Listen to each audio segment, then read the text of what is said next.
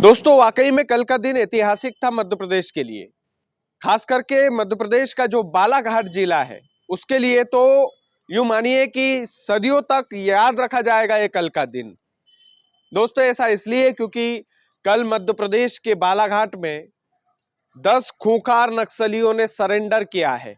मुख्यमंत्री डॉक्टर मोहन यादव के सामने हथियार डाले हैं और इसका एक बड़ा क्रेडिट बालाघाट के पुलिस बल को भी जाता है। दोस्तों ये 10 खूंखार इनामी नक्सली जो थे, इन 10 लोगों पर 2 करोड़ 36 लाख रुपए का इनाम था। आप इस बात से अंदाजा लगा सकते हैं कि उनका उस इलाके में किस तरीके का आतंक रहा होगा। और एक नक्सली है जिसका नाम है कबीर, सुंदर उर्फ कबीर। उस अकेले आदमी पर, उस अकेले नक्सली पर दोस्तों 77 लाख रुपए का इनाम था। 77 लाख रुपए का इनामी नक्सली था। उसने भी मध्य प्रदेश के मुख्यमंत्री डॉक्टर मोहन यादव के सामने हथियार डाले हैं। दोस्तों एक बड़ी कामयाबी बालाघाट पुलिस को मिली है और जैसा मैंने बोला कि एक बड़ा क्रेडिट पूरे के पूरे पुलिस बल को जाना चाहिए। बालाघाट पुलिस के कप्तान जो है वो एसपी आदित्य मिश्रा हैं। आदित्य मिश्रा राजगढ़ में भी सेवाएं दे चुके हैं। दोस्तों अब मैं आपको इन 10 खूंखार नक्सलियों की थोड़ी इनसाइड स्टोरी बताना चाहता हूं कि ये कौन से संगठन से जुड़े थे, कितने सालों से ये काम कर रहे थे, इनको पकड़ने में कितनी मेहनत लगी है। दोस्तों दरअसल प्रतिबंधित कम्युनिस्ट पार्टी ऑफ इंडिया माओवादी की भोरसा देव एरिया कमेटी से ये 10 के 10 नक्सली, खूंखार नक्सली जुड़े हुए थे। इन 10 नक्सलियों में से 4 महिलाएं भी थी और वो चारों की चारों भी इतनी खूंखार थी कि भैया पूछिए मत। बालाघाट में और 3 राज्यों में इन्होंने तहलका मचा रखा था। महाराष्ट्र, मध्य प्रदेश और छत्तीसगढ़ से जुड़े एमएमसी जोन के नए केबी डिवीजन का यह हिस्सा थे दोस्तों। और इस डिवीजन का संचालन कौन करता था? सुंदर उर्फ कबीर, वो 77 लाख रुपए का इनामी नक्सली, वो करता था इस डिवीजन का संचालन। दोस्तों इन लोगों के पास से जो हथियार पकड़े गए हैं, अगर वो हथियार किसी आम आदमी के पास भी पकड़े जाते तो शायद जिंदगी भर वो जेल में सड़ जाता। दोस्तों AK-47 का नाम तो हम सभी ने सुना है। AK-47 संजय दत्त के घर पर मिली थी। इतने बड़े स्टार के घर पर AK-47 होने का दावा किया गया था। बदले में संजय दत्त कितने सालों जेल में रहे थे ये हम सभी जानते हैं। दोस्तों मुख्यमंत्री के सामने इन नक्सलियों ने जो हथियार डाले हैं उनमें से AK-47 भी थे। लगभग 2 या 3 AK-47 जैसे हथियार थे। INSAS राइफल थी दोस्तों, SLR थे और सिंगल शॉट कई सारी गने थी। इतने सारे हथियार इन्होंने डाले और दोस्तों ये जो कामयाबी हासिल हुई है इसके पीछे कई लोगों की मेहनत है। कई पुलिसकर्मी दिन रात सोए नहीं है। कई पुलिसकर्मियों ने कई बार कई जगह पर रिसर्च किया।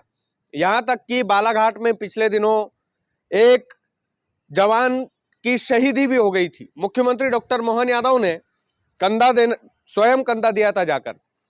तो हम सभी समझ सकते हैं कि बालाघाट में इन 10 नक्सलियों का जो सरेंडर हुआ है दोस्तों, वो कितना ज्यादा महत्वपूर्ण था।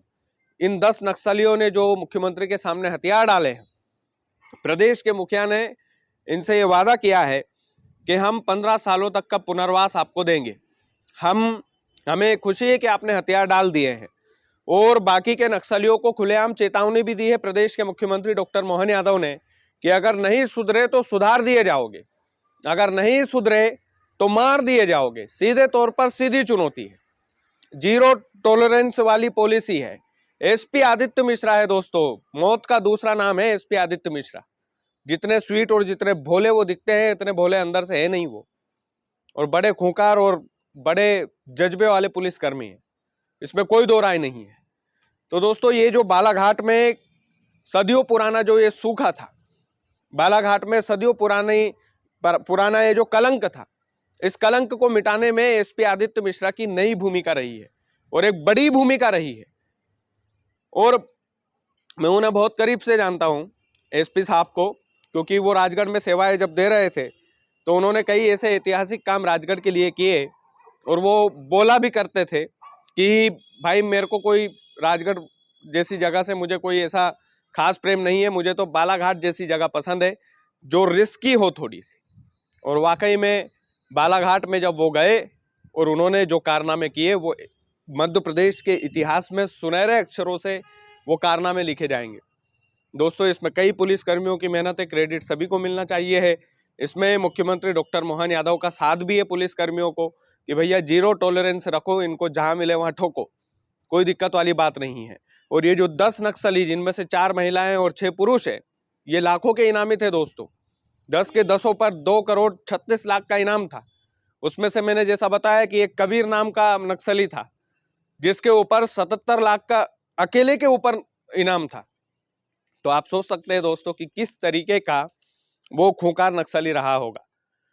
तो कल मध्य प्रदेश के इतिहास में ये जो नक्सलियों का सरेंडर है, ये मध्य प्रदेश के इतिहास में सुनहरे अक्षरों से लिखा जाना चाहिए और लिखा भी गया है।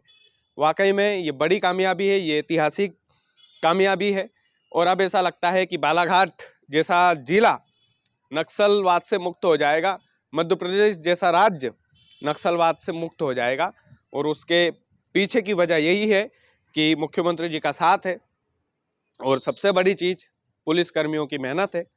और पुलिसकर्मियों की दिन रात मेहनत के बदौलत ये खूंखार नक्सली सालों बाद हथियार डाल रहे हैं। बाकी आप लोग वीडियो को ज़्यादा से ज़्यादा शेयर कीजिएगा। चैनल यदि आपने सब्सक्राइब नहीं किया है तो प्लीज़ कर लीजिएगा। बहुत बहुत धन्यवाद।